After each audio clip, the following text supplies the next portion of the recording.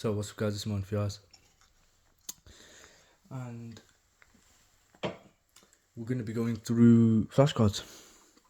I've got lots of big plans coming up today in terms of transition metals, past paper questions today and tomorrow morning,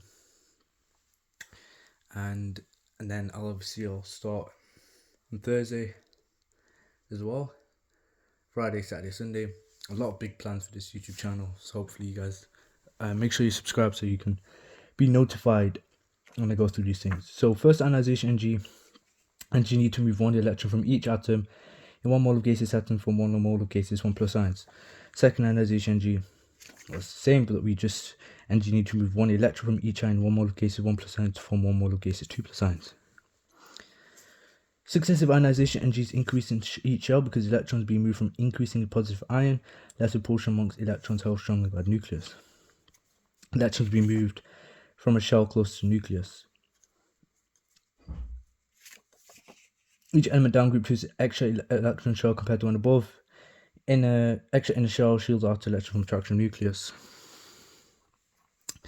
Ionization energy increases across the period because the number of protons increases stronger nuclear attraction. All extra electrons the same energy levels lead to extra shielding effect. Now this, I'm going to get rid of this one because I've seen this, right, but only in the AS papers. I've never seen it be assessed on the A-level papers, and I think there is a specific reason for this. So I'm going to get rid of this. Yeah, it's a bold move, but hey, the exam's tomorrow anyway. Same thing, this one, I'm going to get rid of this one as well. Gradient for electron impact is this, and then for your equation for electron spray, it's X gaseous plus H plus from X plus gaseous. They love asking you questions about this, so please memorize these two equations. Electron impact is that way, electron spray, you add it.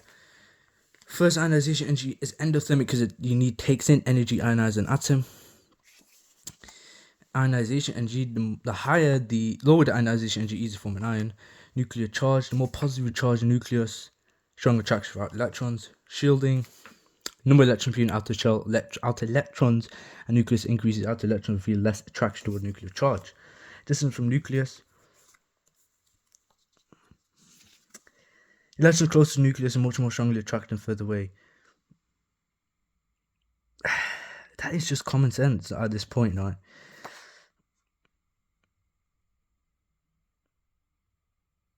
I'm gonna get rid of that one as well. Like, that's obviously common sense.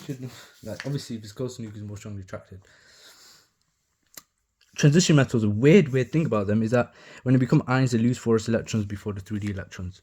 Why do they behave unusually? Because they lose the 4s electrons for 3d electrons. They don't one of the 4s electrons 3d subshell because they're happy with more stable full/half full 3d subshell. Chromium and copper. I'm going to get rid of this one as well because the flashcard is why do chromium and copper behave unusually? Then say 2 metals that behave unusually. Chromium and copper. I guess I'll keep it because of the electron configurations. So that's the only reason I'll keep it for now. Molecular ion, when one form a mass spectrometer when one electron is moved from the molecule. And if I have a look at this,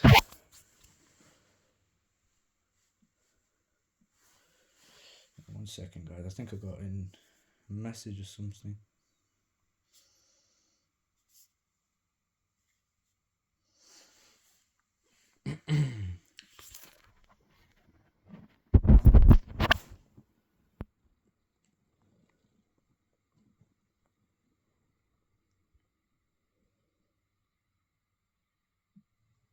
No, I didn't.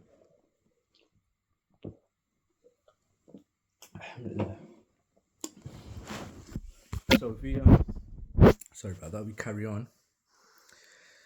Because today's is going to be a long day, a lot of videos going to be uploaded, especially on the main topic, which is the reactions equations.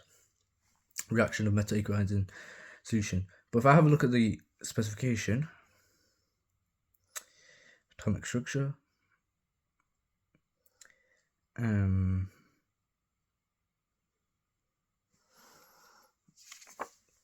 how can mass spectrometry be used to identify molecules? M plus form a mass spectrometer when one electron moves from the molecule.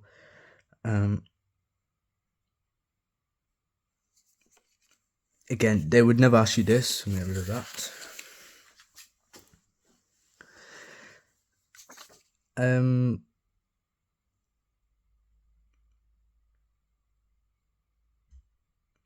Again, no, they wouldn't ask you that.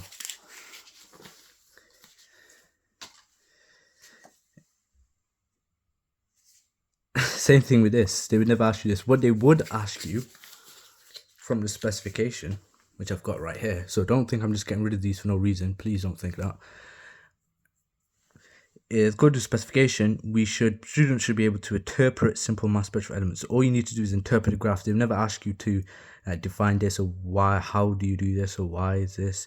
It'll just be state what happens here or something, and you'd be interpreting that information from the graph, and then calculate relative atomic mass. And obviously, you know how to do that. What is a mass spectrum? Mass charge plotted against abundance. I think I'll keep this just so you get an overall idea of what it actually is. Electron impact. Obviously, we know this. Sample is vaporized electron gun is used to fire high energy electrons. Knock 1 electron off each particle, become +1 ions. And this one sample is dissolved and pushed through a nozzle at high pressure, high voltage applied, causing each particle in H plus ion samples turn into gas made of positive ions. So you've got your ionization and your acceleration, ion drift and detection. Average mass of a molecule on the scale of atom of carbon 12 is 12. Average mass of the mass of an atom of an isotope on the elemental scale of atom of carbon 12 is 12. And again,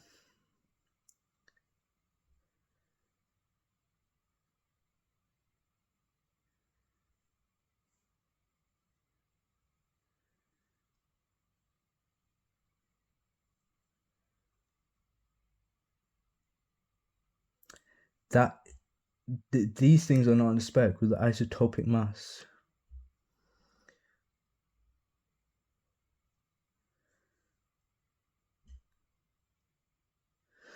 No, it's not on the spec. But the CG, okay.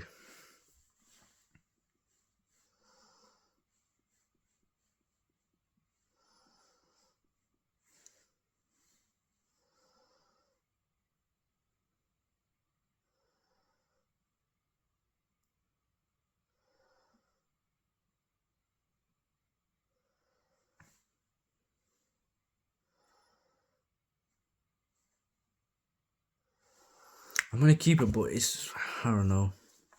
Mass number, obviously, number of protons and neutrons. Atomic number is just your number of protons. This, I could see this happening. Mass atomic number minus atomic number. This I would never see happening, but I think it could happen. Different densities, physical properties depend on mass of atom. And then what did J.J. Thomson discover? J.J. Thomson discovered the electron, and he showed atoms weren't solid, indivisible. The solid sphere idea changed plum-flooding. Ernest Rutherford found positive charge alpha particles density of gold. Plum-flooding model said most alpha particles are slightly deflected by positive pudding. Most particles pass straight through gold, only small number deflected backwards. Plum-flooding was wrong. Rutherford developed a nuclear model of atom.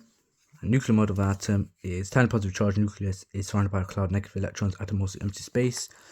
Electrons in a cloud will quickly spiral down the nucleus, causing the atom to collapse. Niels Bohr proposed a new model of atom where electrons exist in shells, where electrons can move between shells. When electrons move between shells, electromagnetic radiation is emitted / absorbed. So yeah, the relative isotopic mass.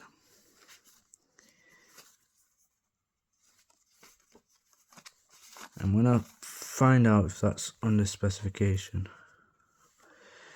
and then yeah, that's atomic structure.